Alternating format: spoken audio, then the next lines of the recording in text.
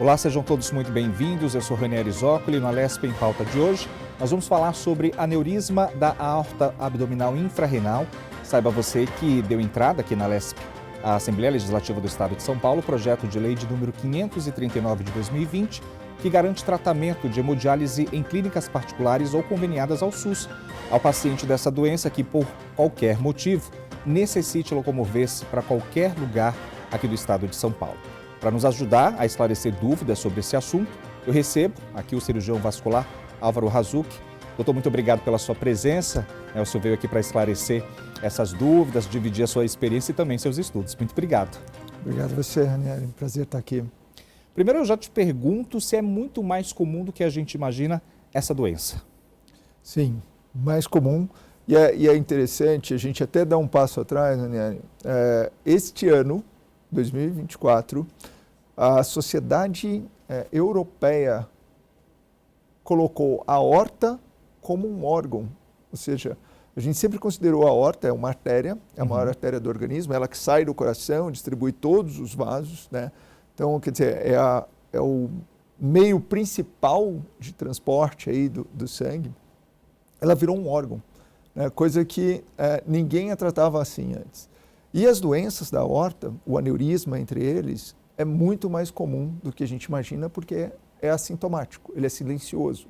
E ela ser reconhecida como órgão deu-se, obviamente, por conta de todas as pesquisas e os estudos. Exatamente. Aí você vê a importância, né, dessa artéria, porque saindo do coração, hoje é a maior artéria, né, e a maior cirurgia que se faz hoje, depois das cirurgias de coração e de neuro, são as cirurgias de aorta.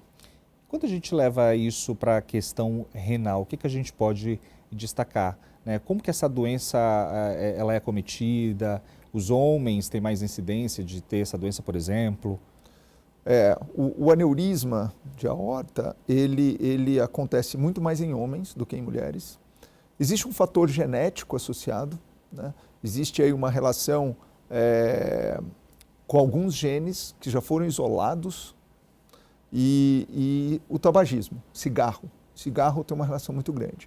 Então, se a gente pegar, como é uma doença silenciosa, em alguns lugares no mundo, alguns países, algumas cidades, como na Inglaterra, na Bélgica, eles fazem um rastreamento, ou seja, eles fazem um screening na população masculina acima de 60 anos e que fumou. E basta ter fumado 5 maços na vida, você já está num grupo de risco aumentado. Olha aí, e que é algo muito pequeno comparado ao que os fumantes vivem. Para quem fuma é nada, né? Para quem fuma é nada.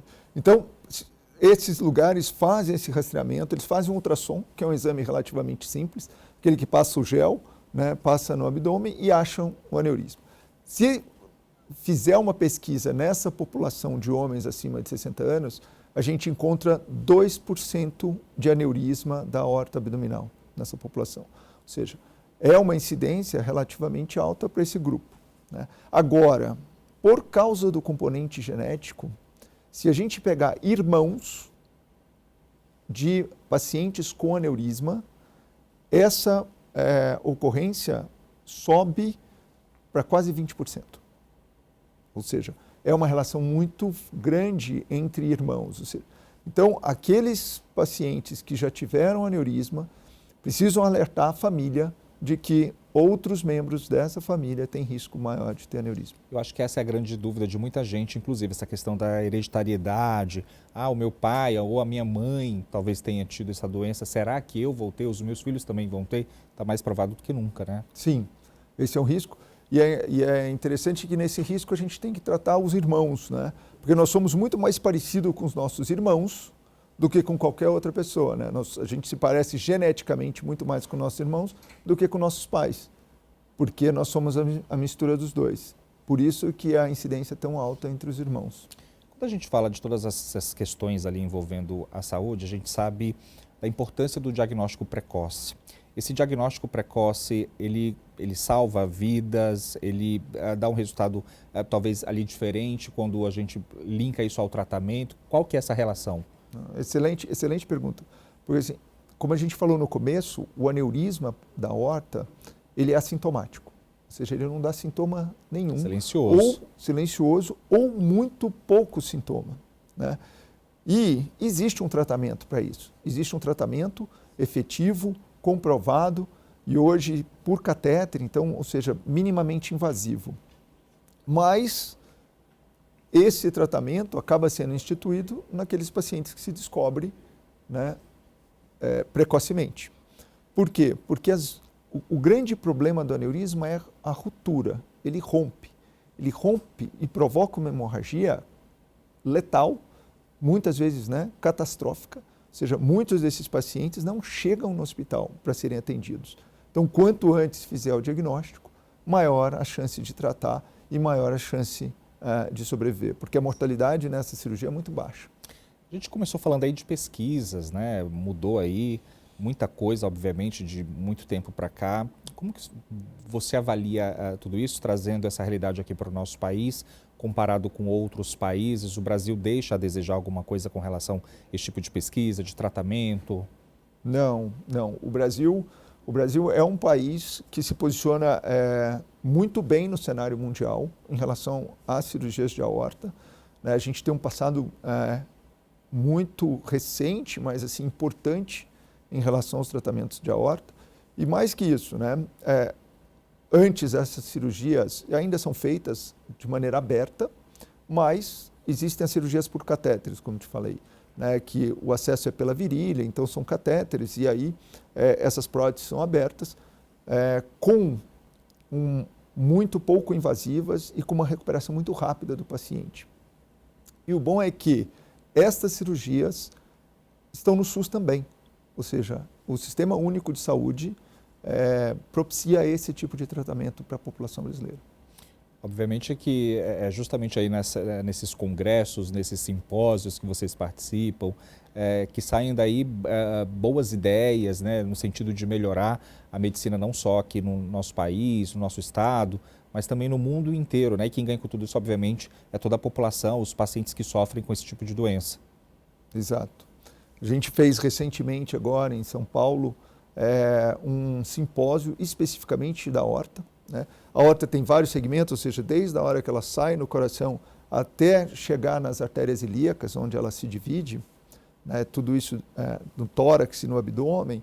A gente fez um simpósio agora com quase 750 participantes em São Paulo, em que os maiores cirurgiões de aorta do mundo estavam aqui. Legal. E, assim, 22 médicos estrangeiros convidados, mais 22 palestrantes brasileiros, ou seja, o Brasil está nessa situação privilegiada no cenário mundial no tratamento das doenças da aorta.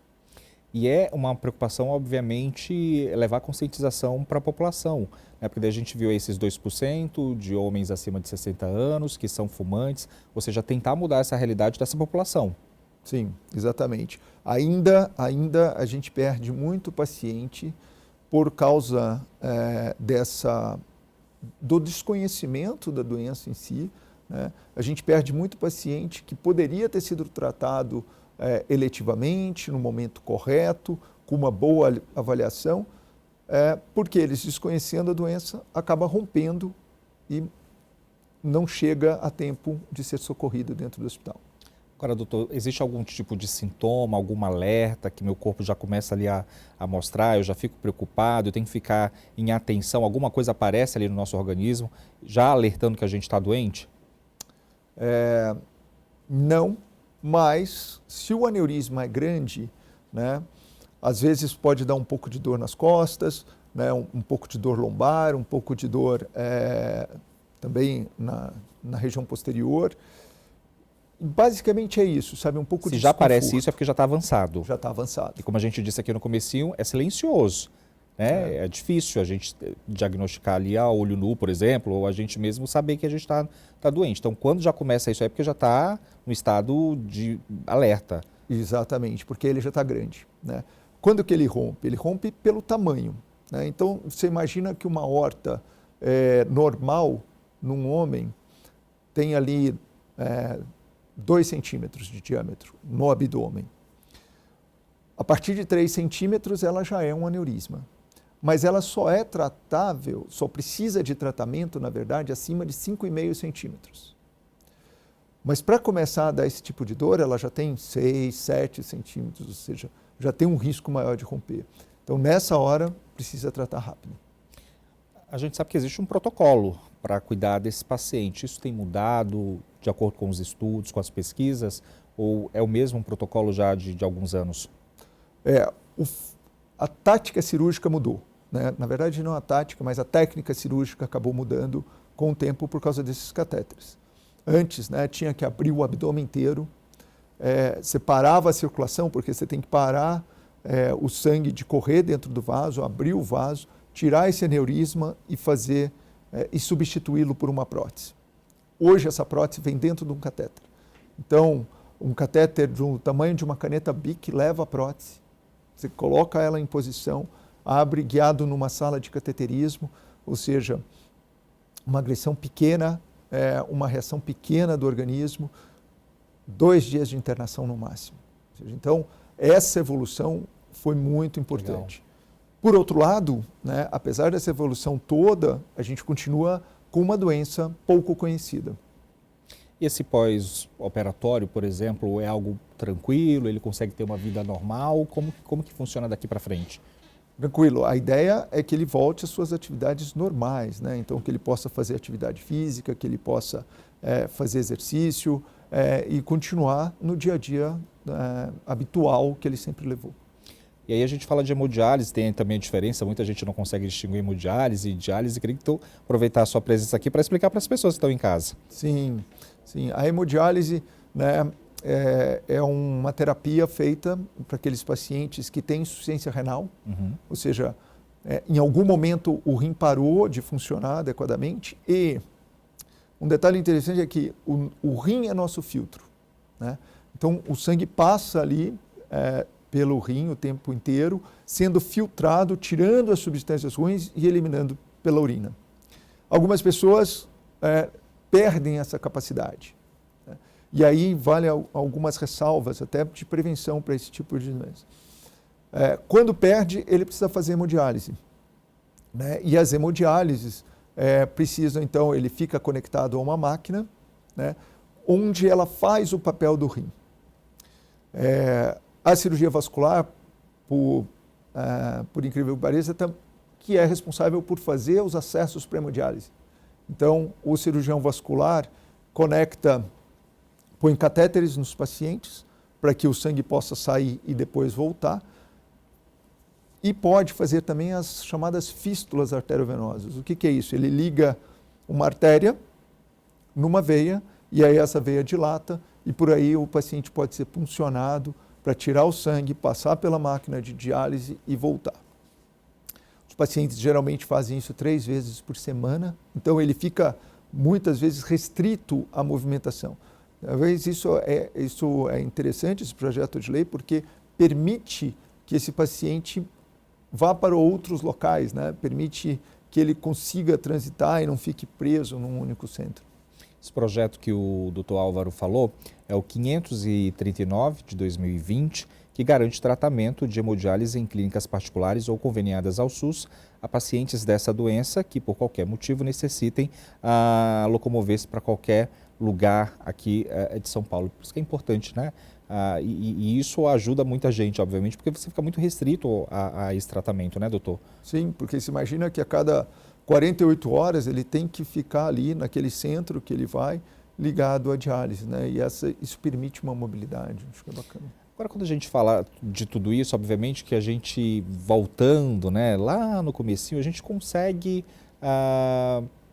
talvez livrar-se dessa doença. Se não é algo ali hereditário, né, e aí a gente fala das pessoas que optam em querer fumar e tal, manter hábitos saudáveis ainda é o caminho, né, doutor? Quando a gente para pensar em tudo isso. Se a gente tivesse um pouquinho mais de consciência, seria uma outra realidade, né? Sem dúvida, sem dúvida. Eu acho que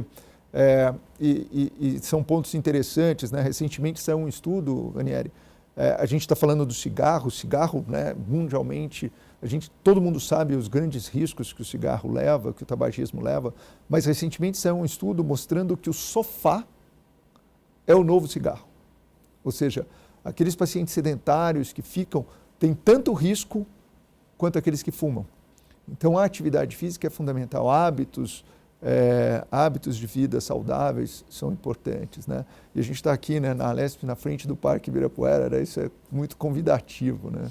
É interessante que muita gente mora aqui por perto, mas não tem tempo, tem uma vida corrida. Eu não vou fazer caminhada, eu moro pertinho, mas eu não faço caminhada porque eu não tenho um tempo. É uma ironia, né? E a verdade é isso mesmo, né? O mundo de hoje é corrido, está todo mundo correndo, todo mundo indo trabalhar. Eu acho que, às vezes, é importante a gente achar um tempo na nossa agenda mesmo, e além de achar um tempo, ter uma disciplina. Porque a gente, né, o detalhe é que a gente sempre está procurando uma desculpa para não fazer o que deveria fazer. Né? É lógico, a gente chega cansado do trabalho, a gente tem que acordar um pouco mais cedo ou dormir um pouco mais tarde para fazer uma atividade, mas o fato que a atividade física é importante, mas também o que a gente ingere, né? A gente acaba sendo o que a gente ingere. O nosso intestino, ele é regulado pelos alimentos que a gente põe para dentro, né? E é preocupante a quantidade de ultraprocessados que se consomem hoje, né? É uma preocupação, inclusive, a gente percebe também, a gente escuta, né, falar muito sobre a medicina integrativa, né? Os médicos não mais estão fazendo só aquilo ali que eles estudaram na especialização, por exemplo, e é um grande desafio mesmo hoje dos profissionais de falar no modo geral para aquele paciente, e aí inclui essa questão de hábitos saudáveis, né, estudar no modo geral ali o corpo, o organismo do paciente para poder chegar num resultado mais eficaz quando a gente fala de tratamento, ou seja, a medicina integrativa está cada vez mais presente também, né, doutor? Sim, eu acho que é importante, né, em algum momento os super especialistas foram importantes, né, são importantes, claro, né, por exemplo, tratar um aneurisma de aorta que a gente está falando, né, precisa ter um treinamento longo, precisa saber tecnicamente, e aí tem aneurismas que são tóraco-abdominais, que vem lá do tórax para o abdômen, que é um grupo muito restrito de cirurgiões que fazem esse tipo de cirurgia no Brasil. Mas, por outro lado, perdeu-se um pouco, tentando cada vez ser super especialista, perdeu-se o olhar geral do paciente, né? E acho que esse é o ponto importante que a medicina tem olhado de novo, né? O estilo de vida do paciente, né? O que você faz, né? Quais são seus hábitos e o quanto todos esses hábitos vão influenciar no seu dia a dia e na sua saúde. Então, por isso que é importante realmente observar essas questões de hábitos saudáveis mesmo, né? Aquilo que a gente come, como você bem disse, questão ali de fazer uma simples caminhada, já que a gente não tem tempo. Eu achei o máximo essa expressão aí, o sofá é o novo cigarro, e é bem isso mesmo, porque a gente fala tanto tempo de sedentarismo e parece que a gente é redundante, né? Mas que mata as pessoas, sedentarismo mata de verdade, né, doutor? Sim. E aí a gente vai de novo, você sabia, aqui falando do ponto de vista circulatório, né? Você sabia que a batata da perna é um segundo coração que a gente tem? Eu já ouvi falar sobre isso. Então, isso é engraçado, que também as pessoas não valorizam, mas quando a gente fala em caminhar, fazer uma atividade, a gente está fazendo o coração trabalhar, então o nosso coração trabalha, bombeia o sangue, mas a nossa panturrilha também começa a trabalhar. Por quê? Porque as veias, né, a gente está falando de artéria, a aorta é uma artéria, mas a gente tem veias. E as veias que tem que levar o sangue de volta para o coração. E a panturrilha, a batata da perna, toda vez que a gente anda, ela contrai, espreme as veias e joga o sangue de volta para o coração. Interessante. Então, isso faz o sangue circular, ativa a nossa circulação de uma forma importante, e aí essa circulação que previne várias das doenças. A gente linkando aí o sedentarismo a tudo isso, a população mais idosa, por exemplo, que às vezes não tem tanto acesso à atividade física, e na sua experiência, você percebe que as pessoas estão tentando ou já mudaram essa realidade no sentido de fazer mais exercício, e aí a gente dá ali um ênfase na população mais idosa, por exemplo? Bom ponto a se considerar, né? O que a gente, né? A população cada vez vive mais, né? A gente vive mais, né? A medicina deu essa estrutura, mas o que é importante? Viver bem, viver com saúde e, mais do que isso, ter autonomia, né? E a autonomia, e existe uma coisa que ao longo dos anos os nossos músculos vão sendo, as nossas fibras musculares vão sendo substituídas por tecido gorduroso, né? E já existem estudos mostrando que se você começar uma atividade física após os 45, após os 50 anos, você vai ter benefício. Então, como é que a gente quer chegar? A gente quer chegar aos 90 anos tendo autonomia, fazendo o que a gente continua fazendo, podendo se locomover, podendo ir para qualquer lugar. E para isso é importante começar uma atividade física, mesmo que seja aos 50 anos. Isso serve para homem e para mulher? Para todo mundo. Olha, a gente vai para o intervalo, daqui a pouquinho a gente continua batendo papo com o cirurgião vascular Álvaro Razuc. Daqui a pouco a gente está de volta.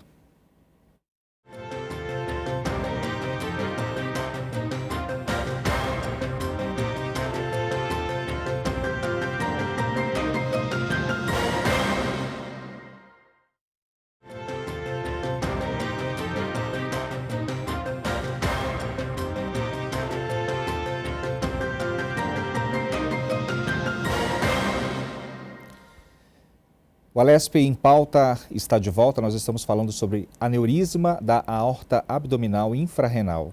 E, inclusive, aqui na Assembleia Legislativa de São Paulo, deu entrada o projeto de lei de número 539 de 2020 que garante tratamento de hemodiálise em clínicas particulares ou conveniadas ao SUS os pacientes dessa doença que, por qualquer motivo, necessitem locomover-se para qualquer lugar do estado. E aqui com a gente no estúdio, nós estamos recebendo o cirurgião vascular Álvaro Razuc. A gente já falou sobre várias coisas, é importante fazer exercício físico, ter uma alimentação saudável, tem tratamento para isso, doutor? Mais uma vez a gente repete para as pessoas, a gente consegue dar aí uma condição de vida melhor a esses pacientes?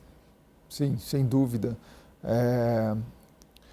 Uma condição de vida melhor e assim, sem um risco, né, de um evento grave e às vezes letal, né? Então, e é interessante, quando a gente fala do aneurisma da aorta, principalmente do aneurisma da aorta abdominal, é que, claro, isso está envolvido aí numa doença cardiovascular, então a gente logo imagina cardiologistas, a gente logo imagina, né, outras especialidades envolvidas, e é verdade. Mas, por incrível que pareça, a gente recebe muito paciente dos urologistas. Por quê? Porque os pacientes na idade de aneurisma, né, principalmente os homens, já têm problemas de próstata e aí vão fazer um ultrassom para a próstata. E no ultrassom da próstata, os aneurismas acabam sendo detectados. Então, o que é importante nessa mensagem? Saber que existe um método fácil de diagnóstico, que é o ultrassom abdominal, que é muito fácil ver a aorta. E aí, todos aqueles que têm algum parente, ou que tiveram, ou que estão nesse grupo de risco, que a gente falou, homens acima de 60 anos e que fumam, é importante fazer um ultrassom de aorta, pelo menos uma vez no ano. Já ia perguntar, já que é silencioso, então chegou aos 60, já sabe que é fumante, alguém da família já teve, é bom fazer uma ultrassom ali para... Sim, só o fato de ser fumante e ter mais de 60 anos já é um fator importante. Com parente, então, precisa fazer mesmo. Doutor, quando a gente fala de doenças vasculares, né, a gente linka muito ali, popularmente falando, as veias ali todas aparecendo, esteticamente é algo que incomoda principalmente as mulheres, né? A gente percebe aí que os pacientes que vão aos consultórios são profissionais que ficam muito tempo em pé, e a gente fala dos professores, né, seguranças, então essas pessoas geralmente eles reclamam muito, né, ali esteticamente falando. Tem aumentado o número dessas pessoas que buscam ali o médico para resolver esse problema? Sim, sim. A gente está falando aí das varizes, né, dos membros inferiores, que é extremamente comum, só que aí a gente vai para um outro público, né, que são as mulheres, isso muito por causa da relação hormonal, mas se a gente pegar, estatisticamente falando de novo, as mulheres acima de 45 anos, 80% delas vão ter algum grau de varizes. E aí, quando a gente fala de varizes, você está falando de vasinhos, aqueles pequenininhos que vão lá e secam no consultório, a veias grandes, que precisam de um tratamento, muitas vezes até cirúrgico, né, que é feito hoje com laser também, ou com radiofrequência, que é para tirar a veia safena, a famosa veia safena. E você tocou num ponto importante. Qual é a população que tem risco para isso? São aqueles que ficam muito tempo de pé. Né? E aí entra de novo a história da panturrilha ser o nosso segundo coração. Quanto mais a gente movimentar a panturrilha, mais a gente tira o sangue das pernas, diminui mais ainda o risco das varizes. Eu estou falando isso, daqui a pouquinho todo mundo aqui do estúdio vai começar a fazer exercício com a panturrilha, né? Que daí é o segundo coração. Mas é bom, fazer exercício é bom. A gente sabe que nem todo mundo gosta de ir para uma academia, mas você pode, a panturrilha então dá para fazer em casa, dá para subir uma escada ao invés do elevador, dá para trocar aí. Subir escada é ótimo. Semana passada eu estava falando com uma paciente mesmo que, eu não tenho tempo de ir para academia e tal, mas eu chego em casa e no trabalho eu não uso elevador. Ela falou, primeiro que eu tenho medo, já fiquei preso no elevador, mas segundo, eu uso isso para fazer exercício. Então mora no 14º andar e ela sobe e desce de escada todos os dias. Já ajuda muito. A gente tocou no assunto aqui das varizes e a gente percebe que, dependendo do grau, do nível, aí, tem umas que são bem salientes. Sim. Né? Tem alguma relação, e aí homens e mulheres com a aorta, quando a gente percebe que ela está ali muito, muito visível, tem alguma relação entre as doenças? Não, elas não têm essa relação, mas são tratadas pelo mesmo especialista, vamos dizer assim. Né? A gente tem 2 tipos de vasos, as artérias e as veias. E as consequências e alterações delas são diferentes. Porque imagina que a artéria leva o sangue oxigenado que sai do coração, sai do pulmão, passa pelo coração e vai para os tecidos. As veias pegam esse sangue que foi usado, então é rico em gás carbônico, em CO2, né, em radicais livres, leva de volta para o coração para ser oxigenado. Então, quando a gente tem problemas de artéria, o que acomete as artérias? A aterosclerose, que aí é pressão alta, diabetes, colesterol, o sedentarismo. Então, tudo isso, o tabagismo, vai influenciar negativamente as artérias. Quais as consequências? Piorar a irrigação dos tecidos. Né? Então, se você tem isso na coronária, você pode ter infarto. Se você tem isso na carótida, você pode ter um AVC, né? um acidente vascular cerebral levando à isquemia. E nas pernas, essas artérias acometidas podem levar à isquemia, gangrenas e amputações. As veias, elas causam as varizes. E aí as varizes podem dar as flebites, podem criar úlceras na perna, sabe, umas feridas feias, que tem tromboses venosas e aí embolia de pulmão. Então, são também alterações graves que precisam ser tratadas. A gente dando sempre uma olhada no que as pessoas falam, né? Infelizmente a gente lida com muita fake news, notícias falsas, né? O pessoal tem mania de ir ali no celular e querer os diagnósticos. A gente sabe como é que funciona, né? Infelizmente essa é uma realidade do povo brasileiro. Muita gente linkando alguns problemas das artérias, da aorta, ao frio, por exemplo, a situação climática. Isso tem alguma relação? Nos lugares mais frios a gente está mais suscetível a ter algum tipo de problema? Tem. O nosso corpo regula a temperatura pelos vasos. Ou seja, se você reparar, nos dias muito quentes, a gente está com o rosto mais vermelho, as veias estão mais saltadas. Por quê?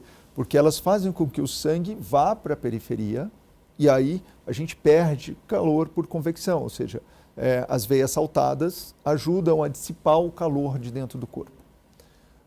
O oposto também é verdadeiro, ou seja, nos dias frios a gente está mais pálido, a gente está com as extremidades mais brancas, mais geladas. Por quê? Porque existe uma vasoconstrição, os vasos se fecham para manter o calor dentro do corpo.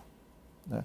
Então, por consequência, nos meses mais frios ou nos países mais frios, as doenças arteriais são mais frequentes. Né?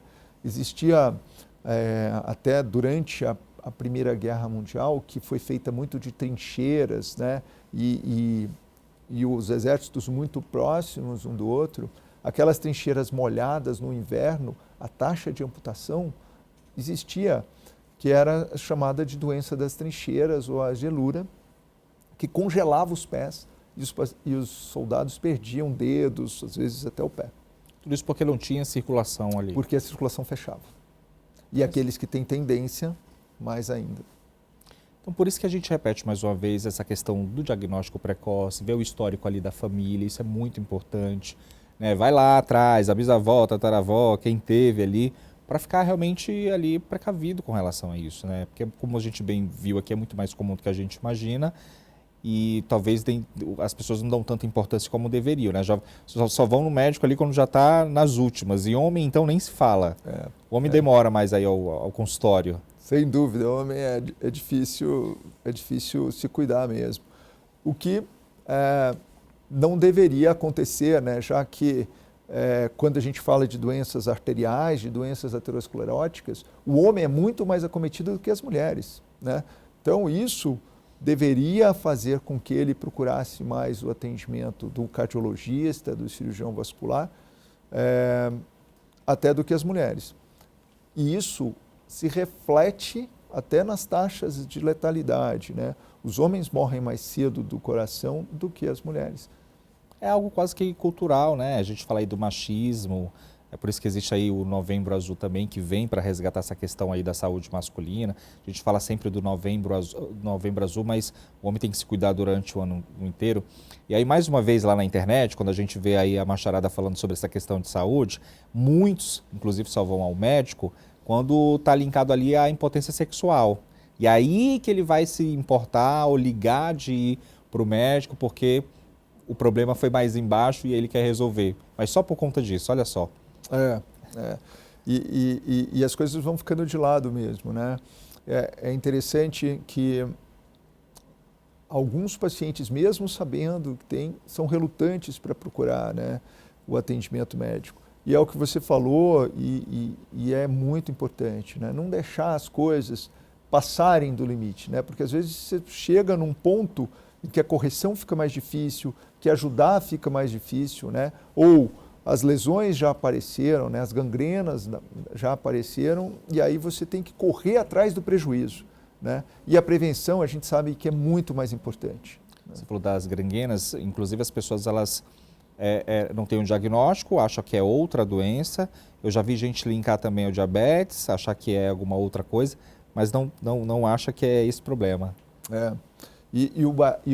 Você tocou num ponto importante, né? O Brasil está virando um país de diabéticos. Sim. Né? O diabetes tem inúmeras repercussões no nosso organismo graves. Né? Então, se a gente pensar em órgãos-alvo, órgãos que são acometidos pelo diabetes, a gente tem perda de visão, porque ele acomete retina, a gente tem pressão alta, a gente tem infarto do miocárdio, insuficiência renal, e aí a gente volta a falar de hemodiálise, né? E as oclusões de vasos da perna, né? No coração, infartos, AVCs e nos vasos da perna, ou seja, é uma doença que precisa ser controlada desde o começo. E quando você controla o diabetes, e aí a gente pode falar de novo de exercícios físicos, a evolução tudo fica estacionada, né? Então a gente consegue o controle muito mais frequente. Nós, como cirurgiões vasculares, a gente tem muitos pacientes diabéticos, porque as gangrenas que aparecem são realmente muito relacionadas à presença do diabetes. A gente tem criança com diabetes. Tem crianças e aí é o diabetes juvenil, né, que precisam ser controladas desde cedo, porque hoje você consegue ter uma vida adulta, saudável, segura, se você cuida disso precocemente, né? E aí é responsabilidade dos pais. Né? A gente estava até falando aqui durante os bastidores, né, doutor, que além, obviamente, do sedentarismo, essa falta de exercício físico, a população brasileira, e aí eu acho que eu vou jogar aqui para São Paulo, principalmente, está comendo muito mal. Né? É muito processado, é muita comida rápida, fast food, que é uma cultura, por exemplo, americana, né, de você passar no drive-thru e comer muito rápido, e aí as consequências vêm depois. Sim. É importante ser ressaltado, eu vou muito ao parque, que é aqui perto, e uma coisa que me chama a atenção na segunda-feira de manhã, né, a quantidade de pacotes de salgadinhos que a gente vê nos lixos. Ou seja, né? A pessoa está indo para o parque, poxa, já deu um passo aí, né, para uma vida, para uma atividade ao ar livre, uma atividade saudável. Leva uma fruta, né? Hoje em dia, a gente desembala muito mais do que descasca, né? E por que que os nossos, né, a gente tem populações que vivem muito e isso está nitidamente relacionado a uma dieta mais saudável? Isso, quando a gente linka, a gente pode dar um exemplo, por exemplo, dos asiáticos, por exemplo, que a gente tem uma sensação de que eles descascam mais, né? Então a gente pode linkar isso também a eles, né? Deveria ser um exemplo para todo mundo. Sim, aí a gente vai ali também em torno do Mediterrâneo, né? A culinária mediterrânea também. A dieta do Mediterrâneo. E aí, quando a gente vai, né, existe aí as Blue Zones, né, que são as áreas azuis, onde são 5 cidades, são 5 regiões, onde tem o maior número de centenários do mundo. E o que linka todas essas 5 regiões? A dieta saudável, né? A atividade física e uma coisa que é importante, né? Que é o convívio social, né? Então, a gente ter bons relacionamentos, de a gente ter pessoas boas e fazer esse convívio é importante. Mas aí a gente volta de novo, para a gente ter isso, a gente precisa ser autônomo, e para ser autônomo a gente precisa ter atividade física. E tem que estar bem também mentalmente, né? A gente sabe que tem aí essa questão da pós-pandemia, onde todo mundo ficou um pouco, né, doente mentalmente falando, então tem que também ter esse cuidado com a saúde mental, né? Porque acho que é um conjunto, quando a gente linka tudo, né? Sempre reflete em alguma coisa. E aí já vem desde lá de trás, né? Mente sã em corpo são, né? Tá tudo relacionado, tudo relacionado. Mas dieta, cuidado do colesterol, atividade física e parar de fumar são hábitos que devem ser incorporados aí o quanto antes para todo mundo. Doutor Álvaro, quero agradecer sua presença, muito obrigado aí pelos seus esclarecimentos, dividiu aí sua experiência, seus estudos, parabéns pelo trabalho e volte sempre, sempre tiver alguma novidade aqui para dividir com a gente, com nossos telespectadores, a gente está aqui. Obrigado por me receber. O Alesp em Pauta de hoje vai ficando por aqui. Muito obrigado pela sua audiência e também pelo seu carinho. Lembrando que nós estamos em multiplataformas. Você também pode nos acompanhar nas redes sociais. Até um próximo encontro.